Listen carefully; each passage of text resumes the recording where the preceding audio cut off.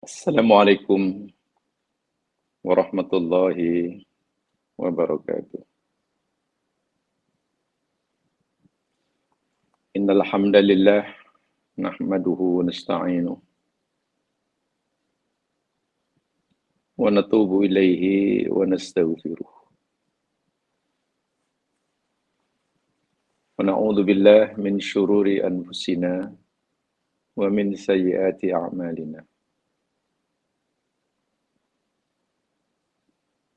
May yahdihillahu fala mudhillalah wa may yudlil fala hadiyalah.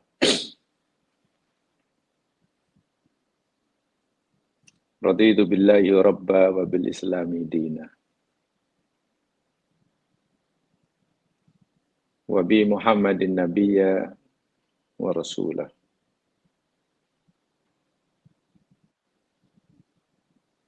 Bismillahilladzi la yadurru ma'asmihi syai'un fil ardi wala fis sama' wa huwas samiul alim. Bismillahilladzi la yadurru ma'asmihi syai'un fil ardi wala fis sama' wa huwas samiul alim. Bismillahilladzi la yadurru ma'asmihi syai'un fil ardi wala fis sama' wa huwas samiul alim.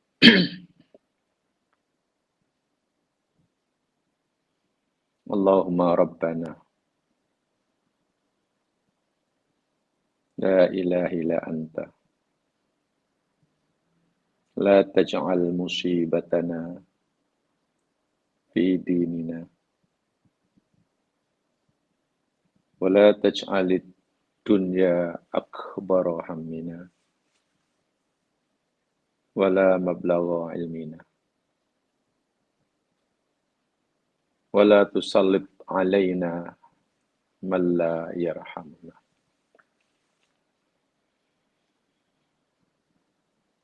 Ya Allah, ya Tuhan kami, tiada Tuhan yang berat sembah melainkan Engkau. Janganlah Engkau jadikan musibah yang menimpa kami ke atas agama kami. Dan janganlah Engkau jadikan dunia sebesar-besar tumpuan dan kerisauan kami. Ya Allah, janganlah Engkau beri kekuasaan menguasai kami terhadap orang yang tidak mengasihi dan menyayangi kami.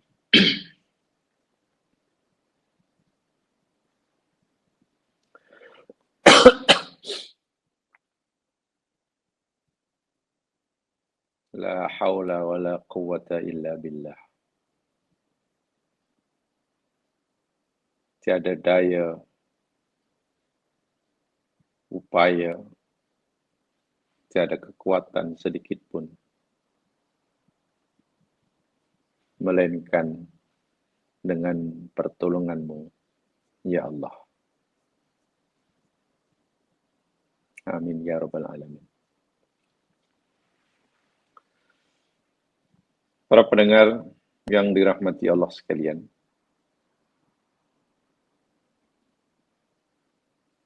insyaallah kita akan teruskan siri kajian kita Surah Yusuf.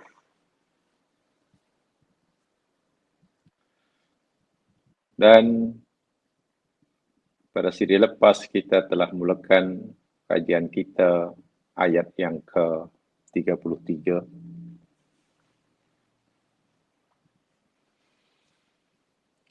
Kita telah sampaikan pengajaran pertama dari ayat 33.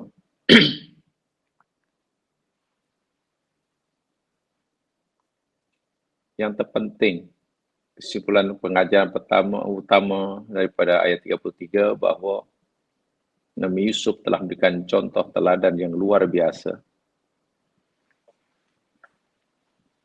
kepada umat manusia yang ingin sentiasa berada di atas jalan yang benar dalam menjalani kehidupan di dunia. Pengajaran itu ialah jika kita dihadapkan kepada dua musibah yang akan menimpa kita. Satu musibah dunia yang terancam adalah kepentingan dunia kita, keselamatan diri kita, keselamatan harta benda kita, bahkan keselamatan nyawa kita. Yang keduanya yakni musibah agama. Musibah yang mengancam keselamatan agama kita, kepentingan akhirat kita. Dalam keadaan seperti itu, sebagai orang yang benar-benar beriman pada Allah dengan ikhlas dan jujur, mestilah ia memilih musibah dunia. Maksudnya apa? Biarlah musibah itu mungkin menjejaskan kepentingan dunia kita, menyakiti fizikal kita.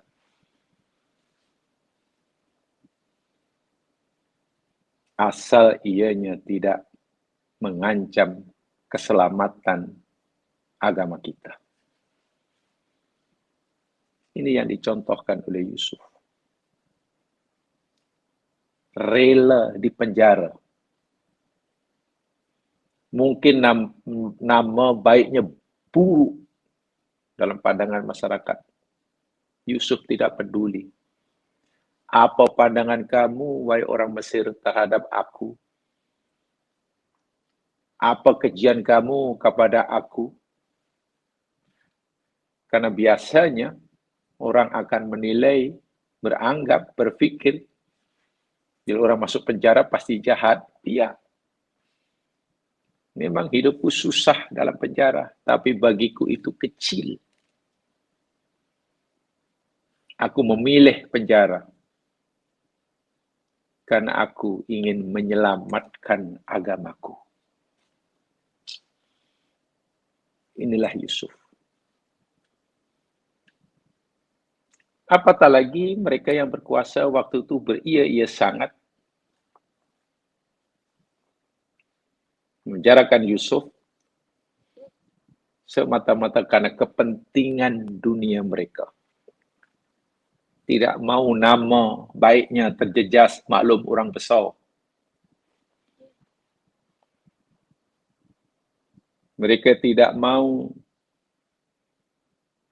kes buruk dan kejinya tersebar lebih luas.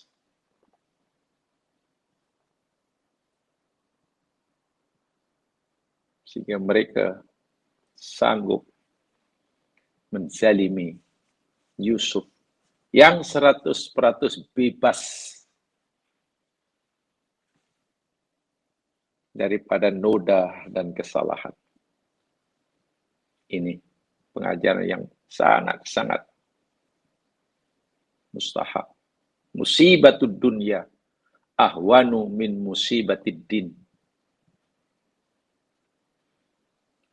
Musibah dunia itu lebih ringan ketimbang musibah agama. Nah, kita gunakan kalimat ketimbang musibah agama. Sebab itulah doa yang dibaca oleh Nabi yang tadi saya bacakan. Ya Allah, janganlah engkau jadikan musibah yang engkau nak timbal pada kami ini, musibah yang mengancam agama kami. Kalaupun engkau kehendaki musibah berlaku ke atas kami, ya biarlah musibah yang menimpa dunia kami. Hilang harta ke, sakit ke, hilang barang ke, gagal mencapai cita-cita ke, bahkan mungkin kematian sekalipun. Janji agama kami selamat. Allahu Akbar. Ini karena musibah dalam agama, Al-musibatu fiddin hiya nihayatul khusran. Musibah agama itu adalah kemuncak penyesalan, kerugian. Alladzi la ribha laha, yang langsung tidak ada keuntungan sedikit pun. Sebab itu Nabi Yusuf dengan tegas merespon niat jahat orang-orang yang ingin menjerumuskannya, menjejaskan agamanya. Tegas Nabi Yusuf kata, Rabbi, dia mengadunya pada Allah, bukan kepada yang merayu. Tak ada maknanya dan mereka tak mampu memahaminya. Terus kepada Allah, wahai Tuanku, as-sijnu ahabbu ilayya mimma yad'unani ilaih. Penjara, ya Allah, lebih aku sukai ketimbang aku memenuhi ajakan mereka. Ini yang hendaklah kita benar-benar pahami dan pegangi. Baik. Kemudian Allah Subhanahu wa taala kabulkan. Ya. Dalam doa Nabi Yusuf, dia mengatakan, wa illa tasrif anni kaidahun asbu ilaihin. Ya Allah, sekuat apapun penolakan aku terhadap ajakan mereka, segigih apapun aku hendak mempertahankan agamaku, harga diriku dalam pandangan Engkau, ya Allah. Kalaulah bukan kerana pertolongan Engkau, kalaulah bukan kerana Engkau yang memalingkan semua itu daripada aku tak boleh buat apa-apa. Ini menarik. Di sini Yusuf menunjukkan sifat kehambaannya yang paling hakiki. Dia tidak mendakwa dirinya hebat. Ketika dia kata wa illa tasrif anni kaidahun asbu ilaihin wa aku minas jahilin. Ya Allah.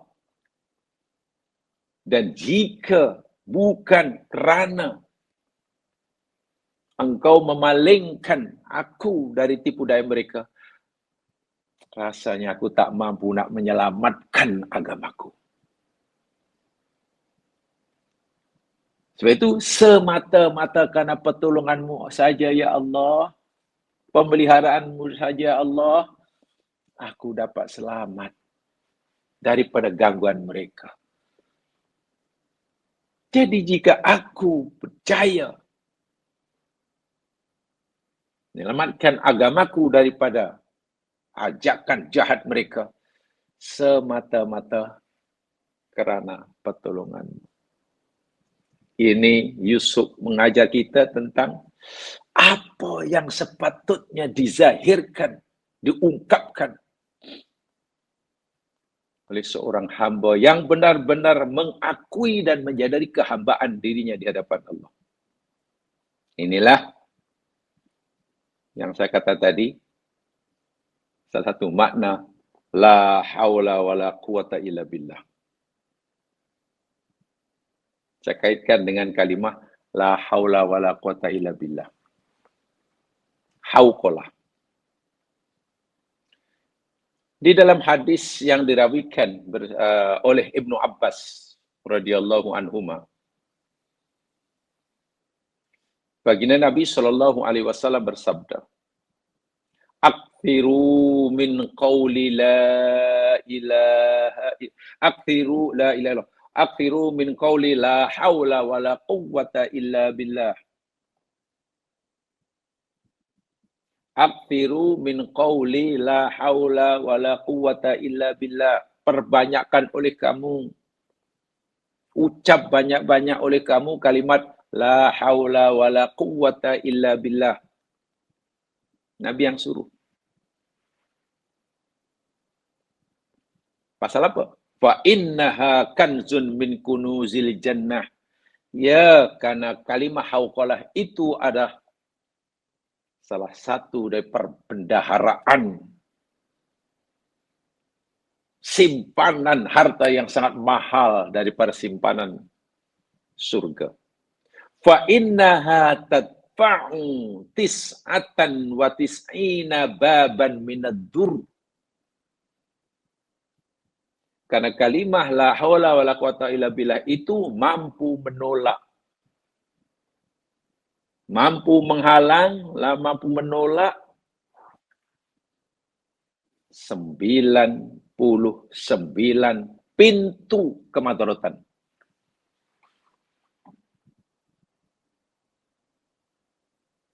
Mampu menutup 99 pintu kemadaratan, kecelakaan, musibah. Bukan satu. Katalah adalah 99 kemungkinan madarat menimpa kita, kita boleh menutupnya rapat-rapat.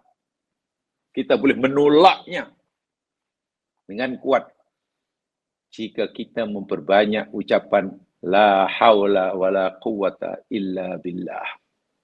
Adnaha al-hamma wal faqr.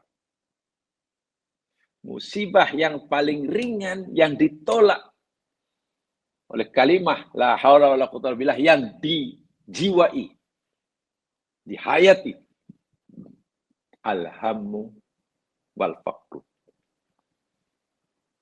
Kesedihan dan kefakiran. Tengok. Rasa sedih, rasa fakir itu termasuk musibah yang paling ringan yang boleh ditolak dengan la haula wala quwwata illa billah. Hadis Ibnu Abbas riwayat Imam At-Tabrani. Maksudnya apa? Lalu apa kaitan dengan apa? Selamatan diri. Kalimah la haula wala quwwata illa billah. Sehingga ada yang mengatakan la haula wala quwwata illa billah, hauqalah ini yakni taju rohatil bali. Mahkota kebahagiaan, ketenangan hati seseorang. La haula quwwata illa billah itu ibaratnya macam mahkota, taj untuk kita dapat ketenangan, kerehatan, kebahagiaan hati nurani. Begini jamaah sekalian. Bila kita mengucapkan la haula wala quwwata illa billah, bermakna kalimat nafyul ujbi wal takatur. Orang yang menghayati makna la haula wala quwwata illa billah, mana ia menafikan, membuang jauh-jauh sifat ujub dan takatur. Jika ia berjaya melakukan dia berjaya mengerjakan perintah Allah. Jika sekiranya orang ini berjaya melaksanakan segala perintah Allah, ia yakin kejayaan itu semata-mata karena pertolongan dia.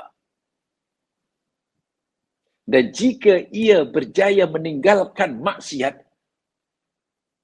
ia yakin kejayaannya meninggalkan maksiat itu semata-mata karena perlindungan dia. Bukan ke sini. Menisbahkan amalan kepada diri sendiri, itu namanya ujub. Dan bila orang ada sifat ujub, ubudiahnya hilang. Tak ada makna. Tak ada artinya. Yusuf kata, ya Allah, walaupun keinginan aku untuk menafikan, menolak seruan mereka, Sekuat apapun aku menolaknya, sekuat apapun aku memberontaknya, ya Allah. Jika engkau tidak tolong aku, jika engkau tidak palingkan aku dari mereka, aku pun tak boleh buat apa-apa, ya Allah. Bermakna Yusuf mengakui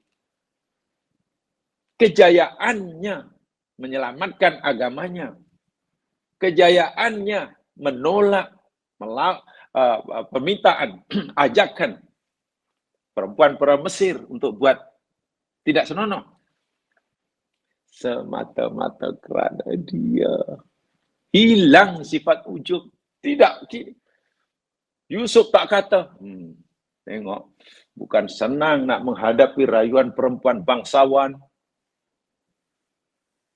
hartawan, rupawan, kedukaan macam ini. Bukan senang. Kalau bukan aku orangnya, hanyut. Wah, dia sudah mulai mengkagumi kejayaan dia. Nasib baik aku. Tak ramai orang macam aku. Begitu kuat imannya. Ada. Kalau itu ada. Itu sudah ujub. Dan amalnya ditolak oleh Allah. Jadi Yusuf kata, wa illa tasrif anni kaidahun. Menisbahkan amal ibadah kepada diri sendiri, itu namanya ujub. Mengkagumi di sini, menisbahkan kejayaan dunia. Punya jawatan itu, berjaya punya itu, yang lain gagal, yang lain rugi, dia untung. Boleh buat itu, boleh buat ini. Namanya besar. Tuh, tak ramai orang yang berjaya macam aku ni dunia ini. Ramai kawan-kawan yang dahulu sebab aku tinggal jauh. Ni pasal aku pandai, pasal aku ngerti, pasal aku tahu strategi. Anda takatur. Kebawakan kepada dunia namanya takatur. Melakukan kejayaan ibadah namanya ujub. Wal'iyadzubillah. Lalu di mana makna la haula wala quwata illa billah? Sia-sia kan? Sedang makna la haula wala quwata billah yang Yusuf kata, kalau bukan kerana pertolonganmu ya Allah, kalau engkau tak palingkan aku, dan mereka ya Allah, asbu ilahina, aku pun hanyut ya Allah. Aku pun pastilah melutut di hadapan mereka. La haula wala quwata billah tu jam semakan makna la harakata wala hilata wala istita'ata illa bimasyiatillah. Kita tak ada daya, tak ada upaya, tak ada kemampuan sama ada untuk melakukan suruhan atau meninggalkan larangan illa bimasyiatillah. Kecuali semata-mata kerana kehendak Allah, pertolongan Allah, kekuasaan dia. La haula fid isyar. Kita tak ada kemampuan sikit pun untuk menolak keburukan. Tak ada kemampuan sikit pun untuk meninggalkan larangan. Wala quwata fi tahsili khair. Dan kita tidak punya keupayaan sikit pun untuk mendapatkan kebaikan. Melakukan suruhan. Illa billah. Kecuali semata kerana Allah. Aila haula amaksiatillah illa bismatihi. Tidak ada keupayaan untuk meninggalkan maksiat kepada Allah kecuali kerana perlindungannya. Wala quwata an ta'atihi illa bima'unatihi. Dan kita tidak punya kemampuan untuk melakukan suruhannya kecuali kerana pertolongannya. Hadihi hiya kalimatul istislam wa tafwid ilallah ta'ala. Inilah ucapan kalimat sikap berserah diri kepada Allah. Menyadari, mengakui sejujur-jujurnya yang dia itu tak ada daya, tak ada upaya. Subhanallah. Ibnu Abbas bahkan mengatakan, Ibnu Abbas yang merawikan hadis tadi, memberi komentar, la haula bina alal amal bitma'ah illa billah. Tidak ada keupayaan bagi kita untuk beramal, mentaati perintah Allah, kecuali karena pertolongan Allah. Wala quwata lana ala tarkil maksiyah illa billah. Dan kita juga tidak punya kekuatan, kemampuan untuk meninggalkan karena Allah, kecuali semata-mata karena Allah. Itu maksudnya. Sebab itulah contoh mudah ya, jemaah sekalian. Kalau kita dengar azan, muazin azan, Allahu Akbar, kita disuruh menjawab Allahu Akbar. Sama. Muazin kata asyhadu an la ilaha illallah, kita pun saut asyhadu an la ilaha illallah. Muazin kata asyhadu anna Muhammadar Rasulullah, kita pun asyhadu anna Muhammadar Rasulullah. Kenapa ya? Kenapa kita disuruh mengucapkan kalimat yang sama dengan apa yang dikatakan muazin? Tetapi ketika muazin kata hayya 'alas solah, kita kata la haula wala quwata illa billah. Hayya 'alal falah, la haula wala quwata illa billah. Muazin kata Allahu Akbar, kita pun Allahu Akbar. Ya, karena kita ketika muadzin kata Allahu Akbar, la ilaha illallah, asyhadu an la ilaha illallah, dia sedang zikir. Mendengar orang zikir, kita pun zikir samalah. Oh, orang tu zikir la ilaha illallah, kita doa kita pun la ilaha illallah. Ikut sama, dia zikir. Tapi ketika muadzin mengajak kita, menyeru kita, dan itu perintah Nabi. Nabi suruh Bilal menyeru orang-orang pengerjaan solat. Hayya 'alas solah. Itu perintah Nabi pada Bilal kan. Tentulah Nabi pun ada arahan daripada Allah. So Allah lah yang suruh kita solat. Marilah solat. Mari solat, mari solat. Takkan kita pun nak jawab, hayya 'alas solah, hayya 'alas solah. Tak mungkin. Tapi kita disuruh jawab, la haula wala quwata illa billah. Apa sebab? Jamaah sekalian, contoh mudah untuk memudahkan pemahaman ya. Allah suruh kita salat. Mari salat. Hayya 'alas salat. Salat. Kita kata, ya Allah, Engkau suruh hamba-Mu ni salat menyembah-Mu. Dan hamba-Mu ingin sekali memenuhi suruhan dan perintah-Mu. Ya, hamba-Mu terima ajakan-Mu, ya Allah. Hamba-Mu ingin sekali menunaikan seruan-Mu, ya Allah. Tapi hamba-Mu ini tak punya daya, tak punya kekuatan. Bukankah solat itu menurut Engkau ya Allah kena ada berdiri, kena rukuk, kena gerak, kena cakap, kena gini. Hamba-Mu ni la haula wala quwata illa billah. Tak mampu bergerak kecuali Engkau gerakkan. Tak mampu mengucapkan kalimat kecuali Engkau kendaki. Tak mampu rukuk membengkokkan pinggang kecuali kehendak Engkau. Jadi macam mana hamba-Mu nak solat? Hamba-Mu ingin sekali solat memenuhi seruan-Mu. Tapi hamba-Mu lemah, tak daya, ya Allah, la haula wala quwata illa billah. Kita ngaku begitu seakan-akan. Lalu Allah seakan-akan jawab, oh begitu hambaku. Ya, karena kamu nak juga, kamu mau menyaut seruan aku, dan kamu menyadari sebersedar-sedarnya yang kamu tak punya kemampuan. Kamu lemah. Tak apa. Aku bagi kamu kemampuan. Aku bagi kamu kekuatan berdiri. Aku bagi kamu kemampuan angkat tangan. Aku bagi kamu kemampuan untuk berkata-kata. Sehingga gerakan kita, ucapan kita, itu semua atas pertolongan Allah. Mulai pada Allahu Akbar, hinggalah Assalamualaikum. Assalamualaikum. Lepas salam, jangan kita bangga. Ya Allah, hamba dah solat tau. Jangan lagi dihukum dosa tau. Saya dah solat tau. Apa yang kau minta, hamba-Mu dah penuhi. Sekarang tiba giliran hamba-Mu, ya Allah, minta pada Engkau. Engkau mesti bagi. Karena apa yang kau minta, hamba-Mu dah bagi. Sekarang tiba giliran Engkau, hamba-Mu minta, Engkau bagi. Bukan begitu. Lepas solat kita ingat, Alhamdulillah, astagfirullah. Lepas ya Assalamualaikum, baca apa? Astagfirullah, astagfirullah. Kenapa minta ampun? Rahsianya ya sekalian. Kita dah mengakui tak mampu nak menggerakkan tangan, tak ada upaya nak solat, walaupun kita ingin solat. Lalu Allah beri kita kekuatan sehingga kita mampu melakukannya. Jangan-jangan kekuatan, kemampuan yang Allah berikan pada kita untuk menunaikan solat tadi, sebenarnya besar sekali kemampuan itu, tapi kita hanya menggunakannya kurang dari yang sepatutnya. Lepas solat, Assalamualaikum, seakan-akan Allah tegur kita, "Hei hambaku, tadi aku bagi kamu kekuatan yang besar. Sebenarnya kamu, dengan kekuatan yang aku berikan pada kamu,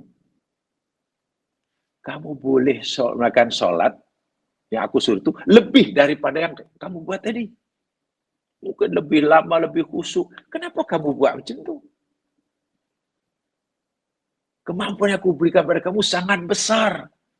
Tapi kenapa kamu hanya mampu melakukan macam itu?" Kita menyadari itu, lalu kita, astagfirullahaladzim, astagfirullahaladzim. Coba kalau itu diamalkan. Mana ada pintu ujub terbuka? Tidak ada. Ini ya Allah. Dan ujub itu memang ya mas kan, perbuatan hati. Orang lain mungkin yang tak tahu, yang tahu kita. Tapi alangkah sia-sianya lah hidup kita, amal kita. Dia ujub itu sentiasa muncul dalam diri karena kita merasa hayati la haula wala quwwata illa billah. Yusuf telah memberikan contoh bagi kita. Saya kata tadi, sekuat manapun ya Allah aku menolak permintaan mereka. Segigih apapun ya Allah aku mempertahankan agama. Ini. Tapi kalau engkau tidak tolong hamba-Mu, engkau tak palingkan aku daripada hamba pun hanyut ya Allah, karena hamba-Mu ini hanya punya keinginan, kemauan, tapi tidak punya kemampuan. Betul ya? Kita ada kemauan. Ada kemauan untuk buat suruhan Allah. Ada kemauan untuk meninggalkan larangan Allah, tapi tidak punya kemampuan. Kita kata la haula wala quwwata illa billah. Yusuf kata wa illa tafsir anni. Nanti dipahami seperti ini. Agar ibadah kita diterima. Agar pintu ujub tertutup rapat. Agar pintu takatur tertutup rapat. Karena paling mudah aja mas sekalian. Orang ujub ini menjangkiti, menyerang orang yang punya amalan. Ujub itu penyakit yang boleh menyerang orang yang punya amalan. Orang yang tak ada amal, apa yang nak ujub? Takatur itu penyakit yang boleh menyerang orang yang berjaya dalam kehidupan dunia. Sedangkan kedua-dua ini adalah bukan sekadar dosa besar. Ujub bukan sekadar dosa besar. Ujub boleh membatalkan, menghapuskan pahala amalan. Sebanyak manapun maksiat yang berjaya ditinggalkannya. Sebanyak manapun perintah Allah yang berjaya dilakukannya. Tapi bila ada ujub pada dirinya, habis. Kosong pahalanya. Yusuf alaihissalam telah memberikan contoh yang luar biasa. Ini dia. Ibnu Abbas telah memahami seperti itu. Ibnu Mas'ud pun kata begitu. La haula an maksiatillah illa bismatihi. Tak ada daya dan kekuatan yang kita miliki untuk meninggalkan maksiat pada Allah kecuali semata-mata karena pelindungannya. Bukan karena kita punya kemampuan. Tapi kita dimampukan. Bahasa mudahnya itulah. Kita tak ada kemampuan untuk beribadah. Tapi kita telah berjaya. Ya, karena kita dimampukan oleh Allah. Bukan kita sendiri mampu. Kita tak ada kemampuan untuk meninggalkan maksiat. Kalau kita berjaya, ya karena kita diberi kemampuan olehnya. Wala quwwata ala ta'atihi illa bima'unatihi. Begitu saja.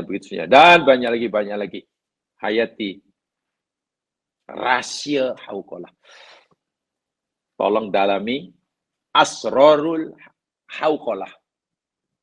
Sebenarnya dua ini tak boleh bisa ya. Satu, asrarul hauqalah wal istirja. Dua ini kalau dipahami betul, insya Allah InsyaAllah boleh membantu kita. Jadi ibadah kita ni jangan berhenti ibadah, yang penting aku dah buat. Bukan begitu. Yang solat, yang penting solatku sudah tepat waktu. Takbirku betul. Bukan. Nak jaga solat. Lebih-lebih selepas solat. Itu susahnya luar biasa. Memastikan gerak-gerik solat kita itu menepati contoh Nabi, ya, disuruh. Kita dituntut. Tapi nak menjaga solat agar ia diterima, itu luar biasa susahnya. Bahasa mudahnya mungkin, buat mengerjakan solat itu sendiri relatif lebih mudah daripada menjaga solat. Memastikan solat itu sah lebih mudah daripada memastikan solat itu diterima oleh Allah. Ada orang, ya diterima macam mana? Kena ikhlas, betul. Kena ikhlas. Kita tahu syaratnya, kena ikhlas. Khalisan ayyakuna khalisan wassalihah. Mesti ikhlas dan betul. Itu teori dia. Ya. Baik. Itu Kabisuk. Jadi benar-benar ia menyerahkan, memohon pertolongan 100%, menyadari ia lemah. Tak punya daya apa-apa. Tak punya kemampuan apa-apa. La haula wa la quwata illa bik, ya Allah.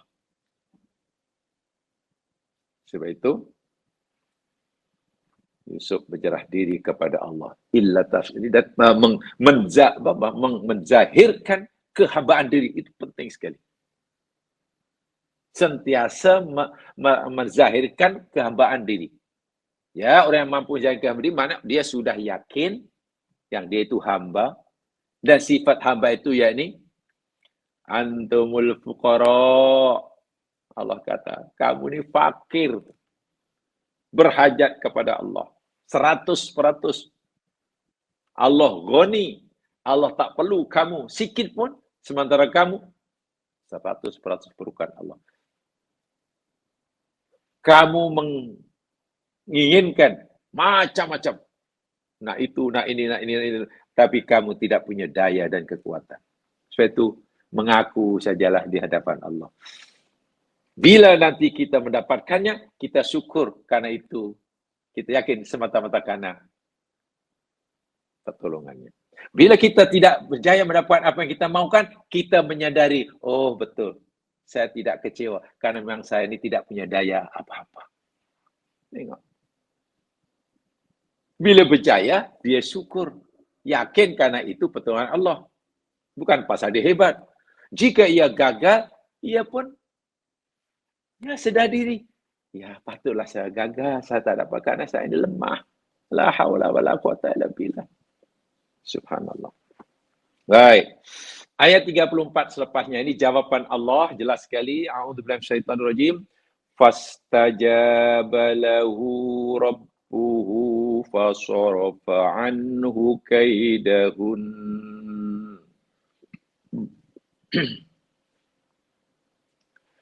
Fastajaba lalu mengkabulkan, mengistijabah lahu baginya Yusuf rabbuhu oleh Tuhannya. Fasorofa lalu dia Allah Tuhannya memalingkan anhu darinya Yusuf kaidahun tipu daya mereka perempuan-perempuan Mesir yang dimulakan oleh istri pembesar Mesir, diikuti oleh perempuan-perempuan yang lain. Yang tangannya terputus, jarinya terputus sudah. Allah kabulkan. Karena Yusuf kata, ya Allah, lebih suka aku dipenjarakan saja, ya Allah, daripada memenuhi permintaan mereka. Tapi ya Allah, aku tak mampu. Kalau bukan karena pertolongan kamu, tolong palingkan aku, ya Allah. Selamatkan aku, ya Allah. Allah, ya, aku kabulkan permintaanmu, wahai Yusuf. Ya. Dan aku akan palingkan dari engkau tipu daya mereka. Sehingga tipu daya mereka sebesar apapun perancangan jahat mereka tidak memberi apa-apa padamu, wahai Yusuf, semata-mata karena perlindungan aku. Innahu huwas sami'ul alim. Sesungguhnya dialah Allah, Maha mendengar, Maha mengetahui. Ya mas sekalian, saya sampaikan dahulu tafsir kalimatnya. Di situ ada kala huruf fa, fastajaba, fa. Fa ini ya mas sekalian, yakni dipanggil fa, huruf ataf, lit tartib wa ta'aqqub. Fa ini huruf ataf, huruf untuk menyambungkan, menghubungkan satu kalimat dengan kalimat lain, satu jumlah dengan jumlah yang lain. Tartib wa ta'aqqub, di mana dua peristiwa itu berurutan antara doa Nabi Yusuf dengan kemakbulan dari Yusuf. Ya. Dan ta'aqqub, serta-merta. Artinya apa? Allah kabulkan permohonan Yusuf bukan menunggu masa lama. Tak ada gap masa. Begitu Yusuf memanjatkan doanya, Allah kabulkan. Fa. Jadi bukan maka, tapi lalu. Yang kedua, kemakbulan doa Nabi Yusuf ini bukan kemakbulan biasa. Tapi kemakbulan doa Nabi Yusuf ini, yakni kemakbulan doa yang luar biasa. Dari mana kita tahu? Allah gunakan kalimah istajabah. Istajabah. Kalau ajabah, kalau kemakbulan biasa itu ajabah. Tuh, ajabah. Atau begini jamaah sekalian, saya tunjukkan ayatnya supaya kita punya tambahan ilmu lah walaupun sedikit ya. Ada dua jenis kemakbulan, ada dua jenis istilah bagi kemakbulan doa dalam Al-Quran. Kita berdoa, lalu Allah kabulkan. Ada dua istilah bagi kemakbulan doa. Satu, ijabah. Ijabah. Kedua, istijabah. Yang dalam terjemahan Melayu maknanya sama. Ijabah pun ijabah itu doa, mana kemakbulan doa, doa kita dijawab oleh Allah. Istijabah pun maknanya begitu. Dan Quran menggunakan kedua-dua istilah ini.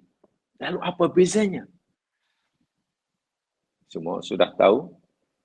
Dalam Al-Quran tidak ada kalimat yang berbeza, melainkan maksud yang dikendakinya pun berbeza. Baik, saya tunjukkan ayatnya dan tolong diperhatikan. Pertama, yakni Allah gunakan kalimah ijabah. Kemakbulan doa, istilah kemakbulan doa, pertama Allah gunakan kalimah ijabah.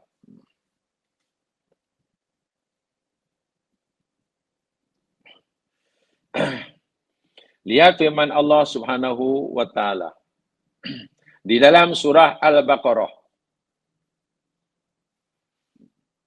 Di dalam surah Al-Baqarah. Ayat yang ke-186.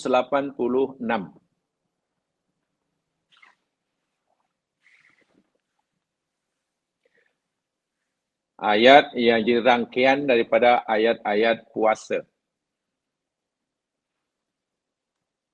186.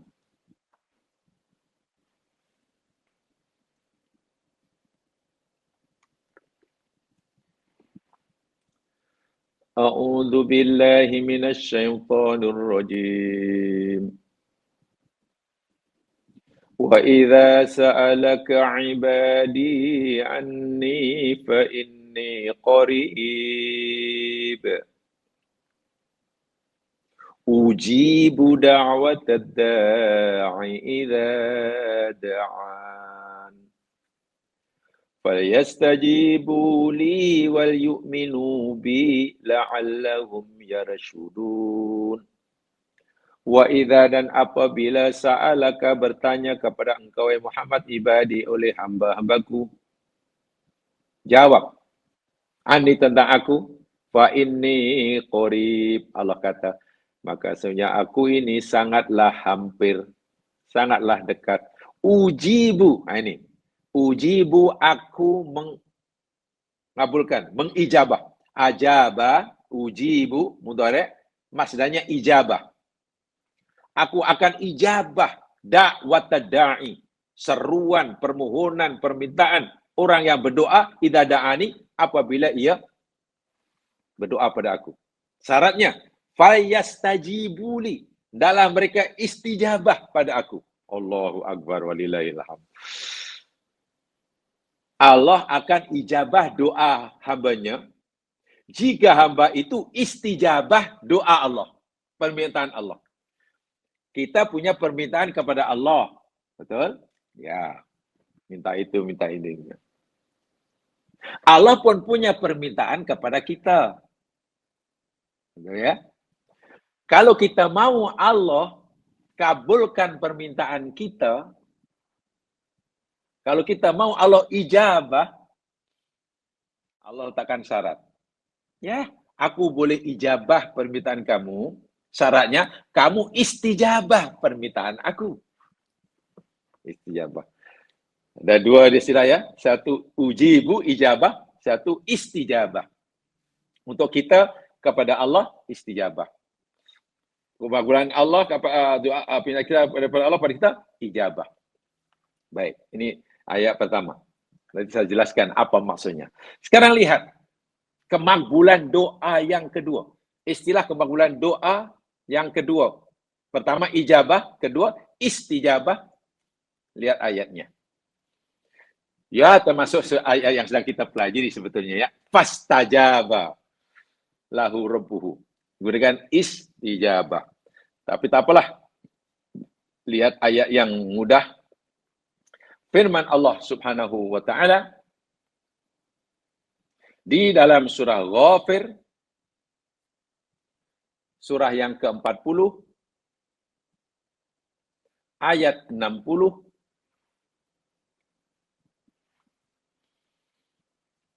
Ghafir surah 40 ayat 60.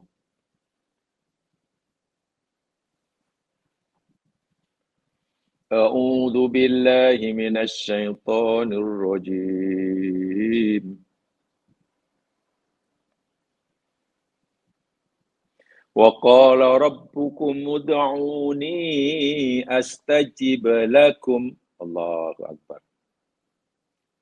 Nampak ya? Wa qala rabbukum, dan berfirman Tuhanmu, ud'uni, berdoalah kamu kepada aku. Mohon mintalah kamu kepada aku, astajib lakum. Astajib. Istajabah, yastajibu, istijabah. Aku akan perkenankan, kabulkan. Nah, ini istilah kedua. Istijabah, ini astajib. Tadi, ujibu, ijabah. Tadi ijabah, ini istijabah. Sekarang apa bezanya? Nah, apa beza antara ijabah, kemakbulan doa dengan istilah ijabah, dengan kemakbulan doa dengan istilah istijabah? Begini. Persamaannya jelas. Sama ada ijabah atau istijabah, keduanya merujuk pada kemakbulan doa hamba kepada Tuhannya. Perbezaannya, kalau Allah katakan ijabah, ijabah itu kemakbulan doa. Allah kabulkan permintaan hambanya, walaupun tidak sesuai dengan apa yang diminta. Gimana tuh? Kita berdoa pada Allah. Dan Allah dah kabulkan permintaan kita. Tapi kemakbulan doa kita, apa yang Allah berikan pada kita ini, tidak sama dengan yang kita minta. Nah, kemakbulan seperti namanya ijabah. Contoh, ada hamba Allah, dari si ekonomi susah, Sehingga anak pun pendidikannya ya mungkin Allahu Akbar susah sebab kekurangan. Allah pula uji dengan sakit. Orang tuanya diuji sakit. Masa itu dia berdoa pada Allah, ya Allah sembuhkanlah penyaku ya Allah. Kalau kau sembuhkan ya Allah, aku perlu dekat tahu aku pada anakku. Nak carilah rezeki untuk membiayai pelajaran sekolah anaknya. Karenanya kasihanlah. Tuition pun tak ada peluang kerana tak mampu nak bayar. Sedangkan ia dah dekat dengan peperiksaan. Anaknya tak kenal apa itu tuition. Belajar sendiri itu pun serba kekurangan. Bukan pakai lampu elektrik, pakai lampu minyak. Macam mana anak aku ni belajar macam tu? Boleh berjaya ke dalam pelajaran? Kadang-kadang baca buku pun sambil bantu mak dia masak. Baca buku lagi belajar sambil menggoreng. Susahnya. Ayahnya pula sakit, Allah. Tentu doa ayah tadi, ya Allah sembuhkanlah penyakit. Minta sembuh. Ya. Dan Allah kabulkan. Permintaan hamba yang sembuh, yang sakit tadi, Allah kabulkan. Tapi, kemabulan doanya, Allah tak bagi dia sembuh. Allah tak bagi sembuh. Allah bagi yang lain. Anaknya walaupun serba kekurangan dalam hidup. Serba kekurangan dalam pelajaran. Peluang belajar kurang. Yang lain tuition hari-hari yang dia tak pernah mengenal apa itu tuition. Belajar pun sambil masak bantu mak dia. Pakai serba kurang. Kadang buku pun tak ada. Allahu Akbar, macam mana ni? Ya Allah, dengan izin dan bantuan Allah, anaknya yang seorang ambil apa? Ya pasal tiga orang serentak pula. Satu ambil UPSR, dulu ketika masih ada UPSR. Yang nombor dua ambil PMR. Yang ketiga ambil SPM pamannya. 3. Bapaknya masih hospital bingung. Macam mana anak aku ni belajar? Ini peperiksaan penentu masa depan dia. Belajarnya pun macam itu. Dia sakit minta sembuh. Allah tak bagi sembuh. Tapi Allah bagi apa? Ketiga-tiga anaknya. Sama ada yang ambil UPSR ke, PMR ke, SPM. Allah bantu dia bagi keputusan, kelulusan cemerlang. Dan 3 anaknya yang UPSR ke, PMR ke, jadi pelajar terbaik. Mendapat keputusan terbaik peringkat negara. Terkejut, bukan orang tua yang terkejut. Orang kampung terkejut. Cikgu pun terkejut. Macam mana budak yang sebagai kekurangan belajar pun tak tentu. Buku pun tak ada. Tak boleh cemerlang. Kalaulah, ini sekadar contoh ya. Kalau berlaku itu maknanya, doa orang tadi, dia minta sihat, Allah tak bagi sihat. Tapi Allah bagi yang lain, yang lebih baik bagi orang itu. Itu namanya ijabah. Faham? Namanya ijabah. Jadi kemakbulan doa yang tak semestinya sama dengan yang diminta. Orang mukmin wajib tahu. Jangan hanya kerana dia sakit, minta sembuh, lalu tak sihat, dia fikir Allah tak kabulkan. Bukan. Allah kabulkan. Tapi Allah beri yang lain. Yang lebih baik bagi orang itu. Ini namanya ijabah. Bermakna tidak, orang yang berdoa dengan bersungguh pada Allah, tidak ada yang kecewa. Pasti Allah kabulkan. Nah, adapun istijabah, ud'uni astajib lakum. Kemakbulan doa dengan istilah istijabah itu mana? Allah kabulkan doa hambanya sesuai sama dengan apa yang diminta. Sakit, minta sembuh, Allah bagi sembuh. Istijabah. Kahwin, belum punya anak, lalu mohon kepada Allah agar Allah bagi dia duriat, usaha-usaha. Tahun kemudian, Dia punya anak, istijabah. Dia berusaha dan akan memohon kejayaan dalam usahanya, lalu berjaya, istijabah. So istijabah itu yakni kemabulan doa, Allah berikan pada hambanya doa, kabulan doa hamba itu sesuai dengan yang diminta. Nabi Yusuf dalam ayat yang kita pelajari ini, mohon pada Allah, Rabbi sijnu ahabbu ilayya. Ya Allah, penjara lebih aku sukai, ya Allah. Yusuf minta penjara daripada memenuhi permintaan mereka. Lalu apa kata Allah? Fastajaba. Allah kabulkan. Betul. Allah berikan pada Yusuf sesuai dengan apa yang diminta. Itu namanya istijabah. Setelah itu Allah tadi berfirman dalam surah Al-Baqarah tadi, aku akan ijabah pada doa hambaku yang berdoa, syaratnya mereka istijabah kepada aku. Kalau kita sudah istijabah kepada permintaan Allah, Allah suruh duduk, kita duduk. Allah suruh berdiri, kita berdiri. Allah suruh buat 5, kita buat 5. Allah suruh buat 3, kita buat 3. Maknanya apa yang kita lakukan 100% sama dengan apa yang Allah minta. Itu nama istijabah. Kalau kita sudah buat 100% sesuai dengan apa yang Allah minta kepada kita, nanti doa kita pada Allah, Allah pun akan ijabah.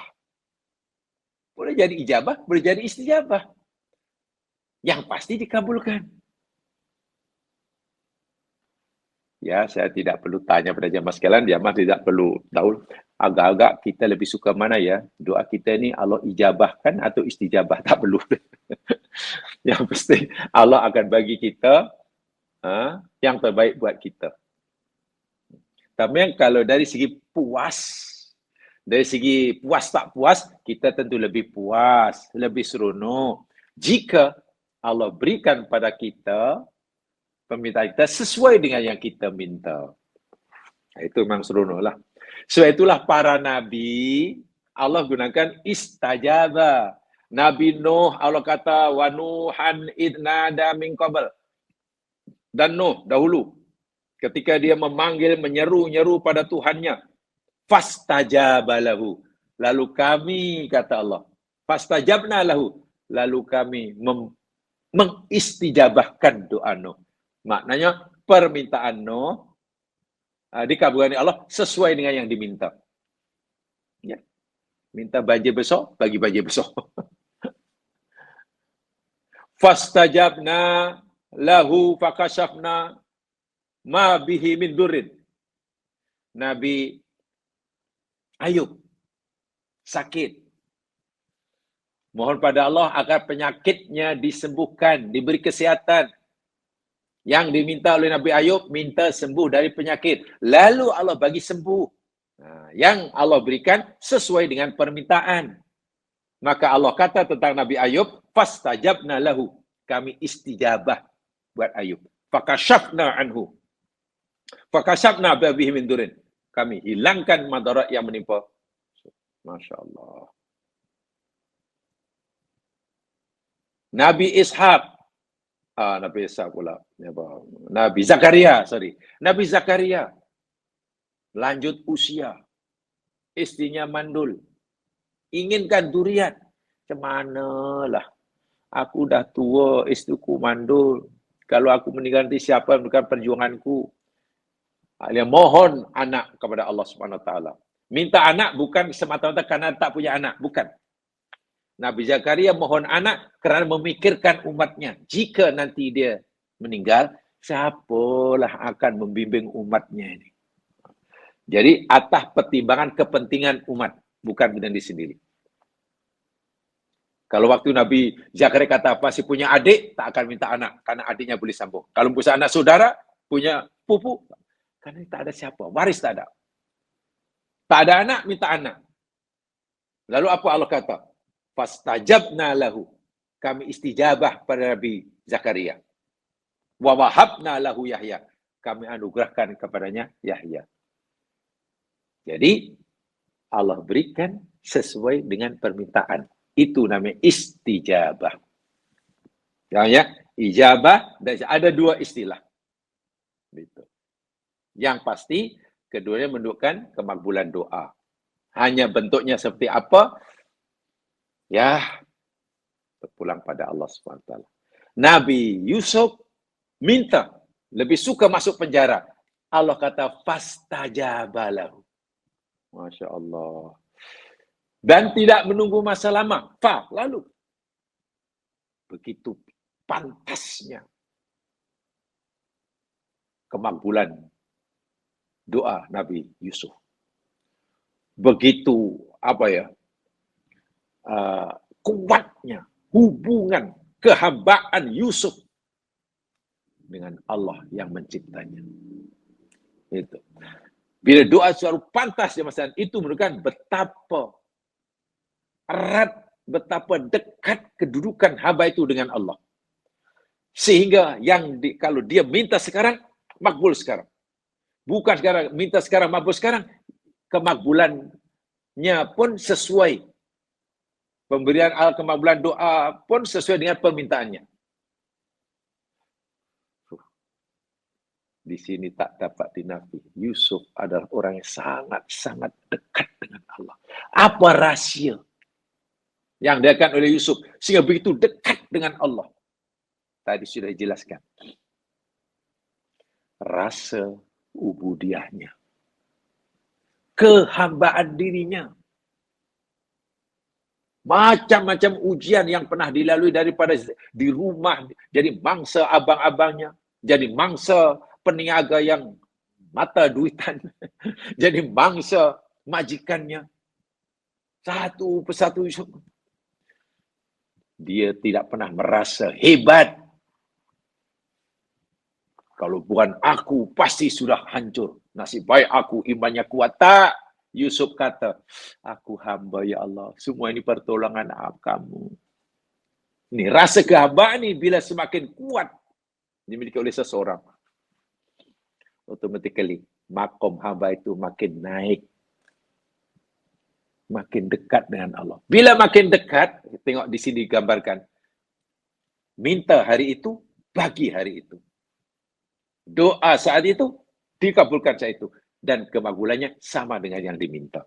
Itu Nabi Yusuf. Pengajarannya itu tadi.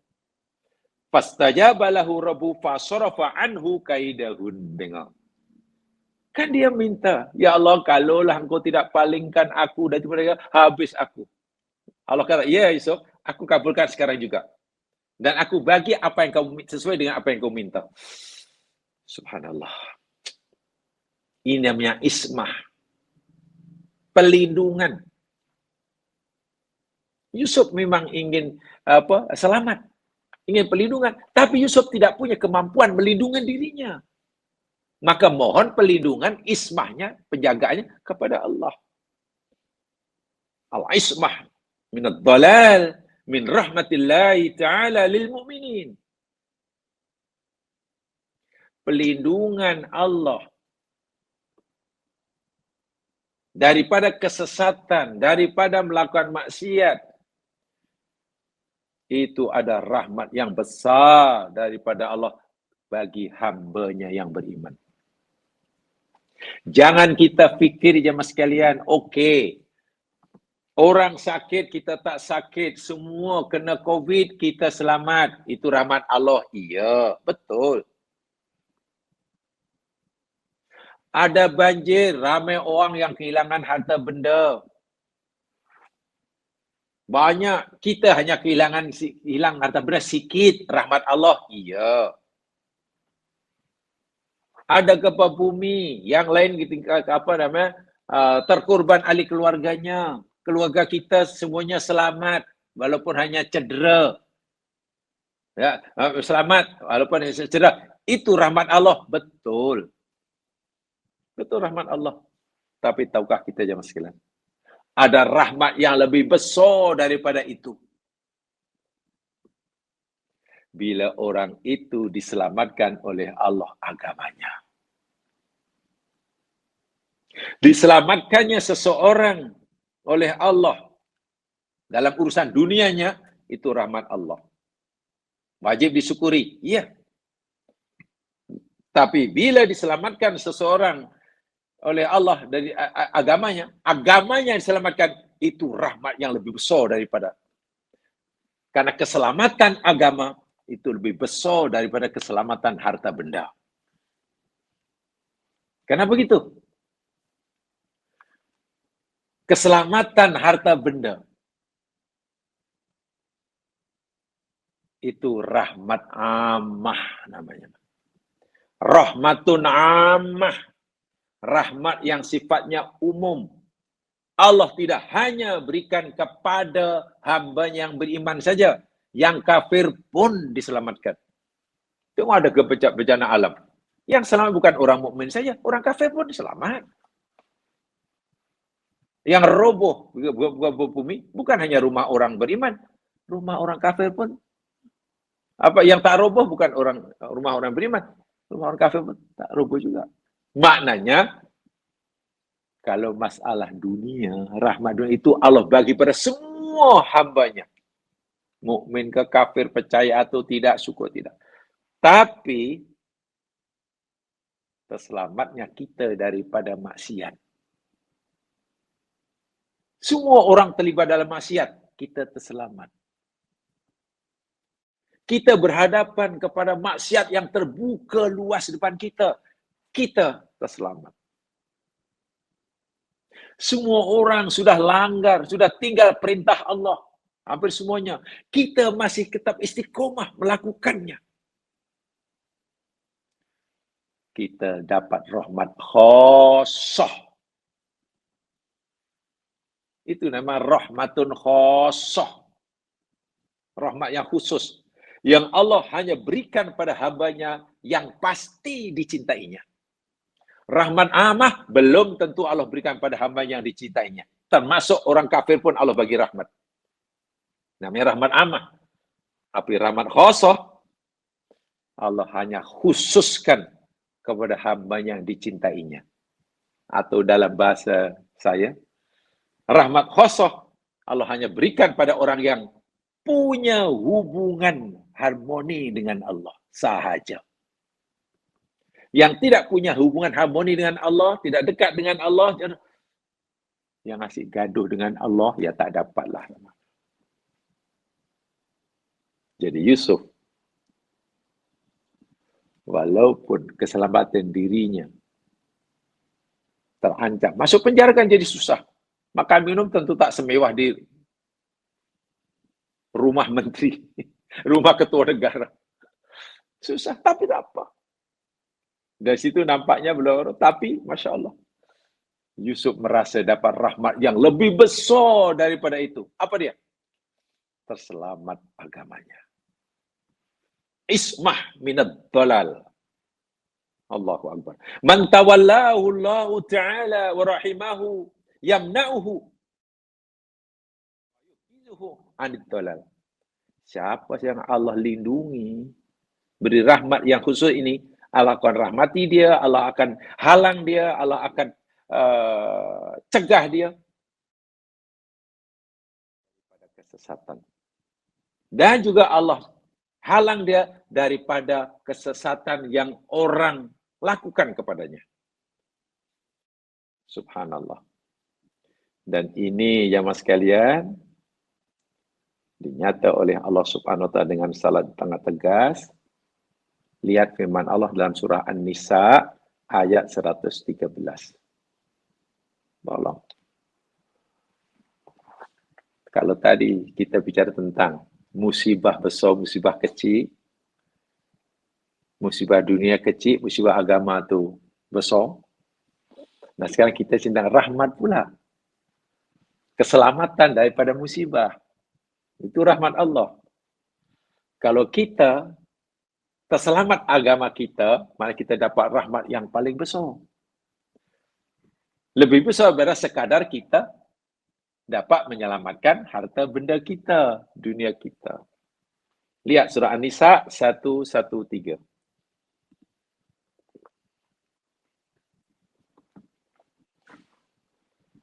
Seperti mana saya katakan, kita ingin akan pengajaran daripada kisah, bukan cerita tentang kronologi sejarahnya.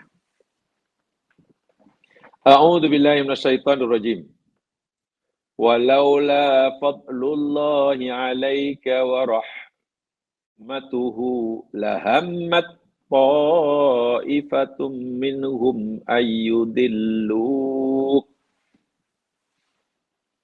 Dan kalaulah tidak kerana kurnia Allah ke atas engkau, wahai Muhammad, dan rahmatnya, niscaya satu kumpulan dari mereka hendak berkeinginan sungguh-sungguh untuk mereka menyesatkan engkau. Kalaulah bukan karena kurnia Allah kepadamu, rahmat Allah ke atasmu, sungguh ada kumpulan daripada mereka beria-ia sangat, berusaha keras untuk menyesatkan engkau. Maknanya, dilindunginya Nabi Muhammad, terselamatnya daripada penyesatan atau apa sajalah gangguan orang-orang musuh-musuhnya, itu adalah rahmat Allah. Sehingga, kenapa? Terselamatlah agama yang dibawa oleh Nabi. Wa ma yudilluna illa anfusahum. Sedangkan haknya mereka itu tidak menyesatkan. Tak ada siapa yang jadi mangsa penyesatan mereka kecuali diri mereka sendiri. Wa ma yadurrunaka min syai'. Dan mereka sekali-kali tidak memberikan apa-apa madarat pada engkau. Tak. Usaha mereka sia-sia. Karena engkau sudah karena engkau, kata Allah, aku sudah beri kamu pelindungan. Namanya rahmat dan kurnia. Jelas ya? Ini namanya rahmatun khosoh. Rahmat yang khas. Khas. Dan orang yang sebenarnya jamaah sekalian, ya Allah, ya Tuhanku, bukan hanya beruntung di dunia semata-mata. Orang yang dapat rahmat khusus seperti Yusuf inilah terselamat daripada musibah dunia, ada pasal musibah agama. Juga orang yang dapat jaminan kebahagiaan di akhirat. Sebab bila Allah kisah tentang bercerita tentang Yusuf, bukan maknanya hanya Yusuf saja yang mampu buat begitu atau diberi kemampuan buat begitu. Jangan kita kata, oh Allah cerita nabinya, memanglah nabi itu hebat. Namanya nabi pasti hebatlah, dia kasih Allah. Kalau kita setakat itu memahaminya, Tuhan Allah ceritakan ini menjadi iktibar bagi kita. Kita pun disuruh mengikuti seperti itu, walaupun mungkin tidak setinggi, makamnya tidak tinggi mereka. Di dunia senang, di akhirat luar biasa. Seperti mana dalam hadis Bukhari Muslim dan beberapa orang, semua kita sudah tahu ya, Nabi beritahu kita di akhirat nanti ada 7 kumpulan manusia, 7 golongan manusia yang mendapat naungan, pelindungan daripada Allah SWT pada hari di mana tidak ada perlindungan kecuali perlindungan Allah. Alam akhirat alam yang sangat-sangat dahsyat. Huru hara, kesusahan, ya semua dah peringkat paling maksimum lah. Tapi ada rupanya orang yang dapat perlindungan daripada Allah. Ada 7 semuanya. Bukan 7 orang, ya, 7 golongan. Nah, satu daripada 7 itu disebut dalam hadis Nabi dengan jelas sekali. Rajulun da'athum ra'atun datu jamalin wa mansabin faqala inni akhafullah. Tempoh hari sudah sebutkan hadis Bukhari Muslim ini. Salah satu dari 7 itu yakni seseorang. Di sini disebut lelaki. Rajulun seorang lelaki. Yang diajak, dirayu oleh seorang perempuan yang rupawan, bangsawan, hartawan untuk melakukan maksiat. Tapi si lelaki tadi kata, ini akhafullah. Oh tak nak, aku takut Allah.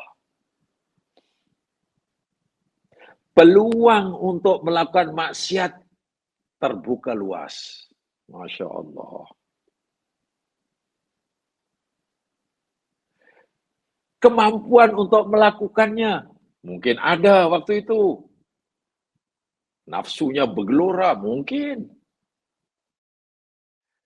Dalam hati mungkin keinginan pun ada terlintas. Ya Allah ya Tuhanku. Apalagi yang mengajak itu imra'atun, perempuan yang datu jamal, rupawan.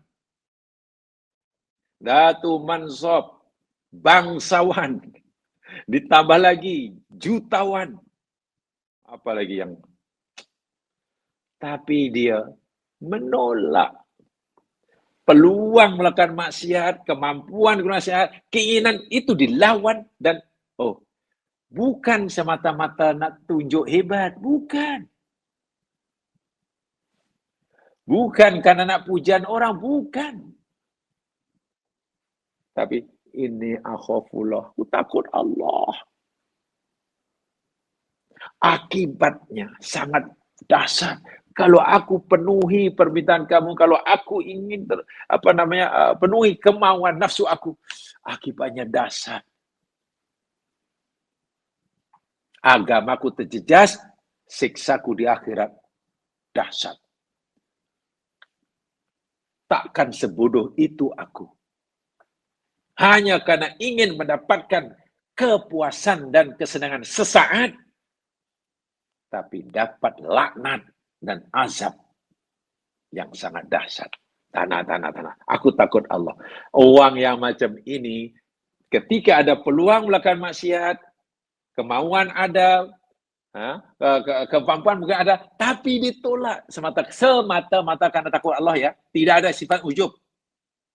Bukan karena ujub, bukan karena riak, semata-mata karena takut Allah yang jadi pertimbangan. Orang ini termasuk yang akan mendapatkan naungan, pelindungan pada hari kiamat nanti, di mana pada hari itu tidak ada perlindungan lain kecuali perlindungan Allah Subhanahu wa Ta'ala. Subhanallah. Yusuf memberi contoh. Tapi ini segala contoh ya, maknanya ya contoh boleh macam-macam. Peluang maksiat bukan hanya melakukan perbuatan yang tak terpuji antara dua jenis manusia, lelaki dan perempuan. Kita susah, seperti saya katakan, susahnya memulai masalah ekonomi, keuangan, rumah tangga. Tak cukup. Penghasilan pun kais pagi makan pagi, kais makan petang. Ada pula tanggungan hutang. Minta maaf, hutang pula pada ahlung. Wah, lagi dahsyat. Nyawa terancam. Macam-macam ikhtiar, belum mampu menyelesaikan masalah keuangannya. Tiba-tiba, katakanlah, karena kita punya jawatan, yang jawatan kita itu membolehkan signature kita laku. Gaji tak seberapa, tapi signature laku. Ramai orang yang perlukan signature kita. Ada orang datang perlukan kelulusan daripada kita. Kita suruh bubur signature. Kalau kita mau depan kita itu ada satu beg duit. Tak apalah cik, kalau cik maaf inilah cik. Ya Rasulullah lah maksudnya. Rasulullah, iya. Saya ada masalah keuangan rumah tangga. Tak cukup. Dah ikhtiar masih belum dapat mengatasinya. Tambah pula kejor-kejor di ahlung. Ini ada pulang untuk dapat duit banyak dan mampu menyelesaikan masalah keuangan saya. Tapi dosa. Kalau aku terima rasuah ini, terjejas agama aku. Terjejas agama aku. Tapi kalau aku tolak, terjejas ekonomi aku. Ekonomi aku terjejas. Pilih yang mana coba? Kalau kita pilih tolak karena tidak mau agama terjejas, kita akan mendapat perlindungan di akhirat. Dan Allah akan tunjukkan nanti jalan keluar selepas itu. Wa may yattaqillaha yaj'al lahu makhraja wa yarzuqhu min haitsu la yahtasib. Itu jaminan Allah. Syaratnya kita tolak semata-mata karena ingin menyelamatkan agama. Tapi karena bila tak tahan, iyalah ininya surah. Saya pun tak tahulah bila dapat mengatasi ekonomi ini makin parah, makin teruk, makin parah. Hutang makin banyak. Apalah, bukan selalu. Sekali ini saja. Aku terimalah. Bila kita terima maknanya, kita takut kepentingan dunia kita terjejas, kita lebih rela agama kita terjejas. Naas kita. Contoh yang dicontohkan Nabi Yusuf dalam kisah ini, gagal kita ikuti. Ini orang yang susah. Orang yang susah mengalami masalah ekonomi, itu pun tidak boleh rasuah. Lebih-lebih lagi orang yang tak mengalami masalah keuangan. Tapi yang berlaku biasanya, yang rasuah ini bukan orang susah ya. Tak ada kan orang miskin rasuah. Ya tak ada peluang. Masya Allah, yang dari rasuah justru orang yang tak ada masalah keuangan. Itu mana betul-betul waknya untuk bilah. Baca surah Yusuf. Tapi baca ayat demi ayat. Kalau betul kalimat demi kalimat. Apa pengajaran yang boleh? Adakah susah? Susah. Betul susah. Berat? Memang berat. Tapi kan tak lama. Allah suruh kita melakukan seperti ini karena semasa kita, hayat kita dunia saja. Ya hanya beberapa tahun. Ganjarannya surga. Tapi kalau kita ingin diberi kemampuan oleh Allah, keteguhan hati, istiqomah, kita dah sentiasa menjalin keharmonian hubungan kita dengan Allah. Dan ingat, Yusuf diuji dengan sangat berat. Ini ujian yang paling berat, jemaah sekalian sebetulnya. Ujian Allah yang berikan pada Yusuf, yakni melawan kemauan majikannya yang Yusuf sebenarnya berada di betul-betul kedudukan yang sangat lemah berbanding majikannya. Dan bila Yusuf memenuhinya pun minta maaf kalau Yusuf maulah sebenarnya. Nothing tulus. Malu apa? Tak ada yang kenal Yusuf. Orang kampung tak tahu. Tapi Yusuf tegas. Ini paling berat nih. Lebih berat pada ujian sebelumnya. Ujian dicampak dalam perigi. Itu berat. Tapi sebelum seberapa. Waktu Yusuf tak boleh melawan. Tak ada kemampuan. Di kanak-kanak. Ketika dijual. Allahu Akbar. Ketika diuji melalui ammahnya. Ammah ni yakni apa ya? Adik beradik perempuan ayah. Namanya Fa'iqah binti Ishaq. Fa'iqah binti Ishaq ini adik beradik Yakub. Yakub bin Ishaq.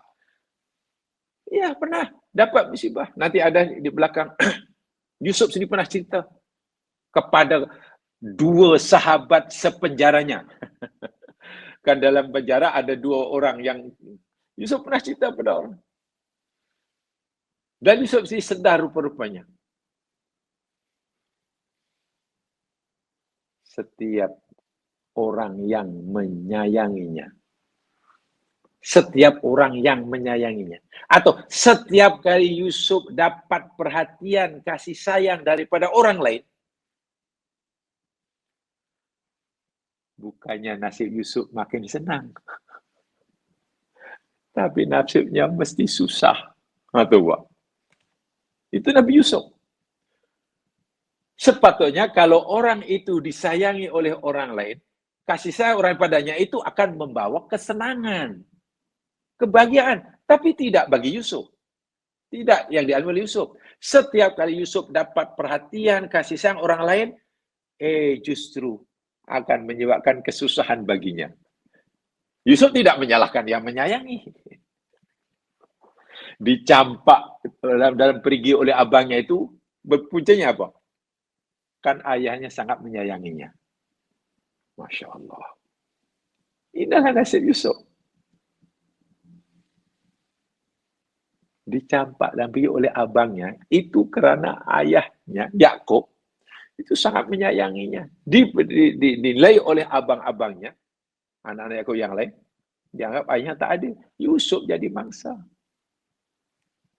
Begitu, dia Mesir begitu. Sebelumnya, Amah sendiri, namanya Fa'iqah binti Ishaq. Itu ada kisahnya. Yusuf yang kata. Jadi sangat berat. Betul.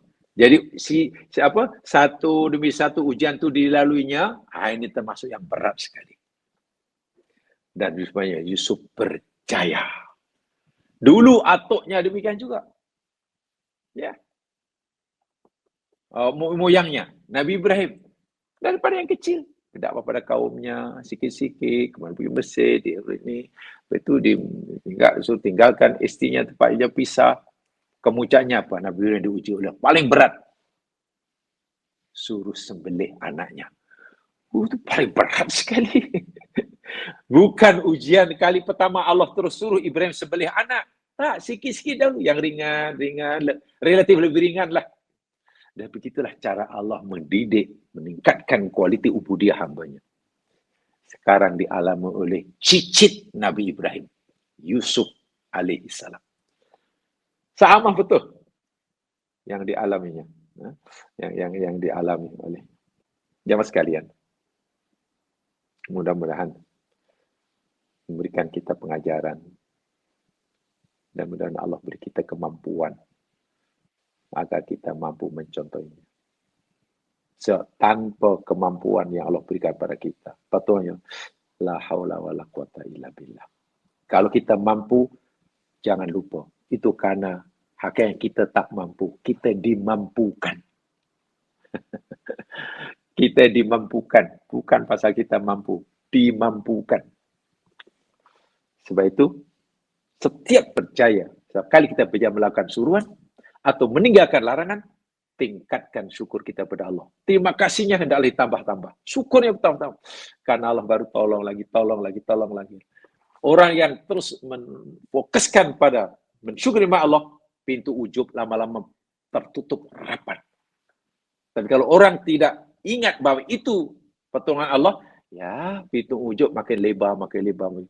Dan akan membuat kita menyesal pada akhir hayat kita. Karena saya katakan tadi, beramal itu relatif lebih mudah daripada menjaga amalan. Ya. Berusaha membetulkan cara beribadah relatif lebih mudah. Saya tak kata mudah, relatif lebih mudah daripada memastikan ibadah itu diterima oleh Allah. Suatu kalau kita sudah percaya berusaha membetulkan cara ibadah, tolong usaha yang ditingkatkan. Macam mana nak pastikan ibadah ini diterima? Diterima oleh Allah. Ya, bahasa mudahnya banyak kena ikhlas. Tapi apa itu ikhlas? Kan masih question mark banyak-banyak. Macam mana ikhlas? Bagaimana coba ikhlas? Apa tandanya bila kita tidak anggap ikhlas tu? Itu kena pelajari lebih lanjut. Itu saya mudah-mudahan diberkati oleh Allah Subhanahu wa taala. Subhanakallahumma bihamdika asyhadu an la ilaha illa anta astaghfiruka wa atubu ilaik. A'udzu minasyaitonir rajim wal 'asri innal insana lafi khusr illa alladziina aamanu wa shalihat wa tawassaw bil haqq wa tawassaw bis sabr.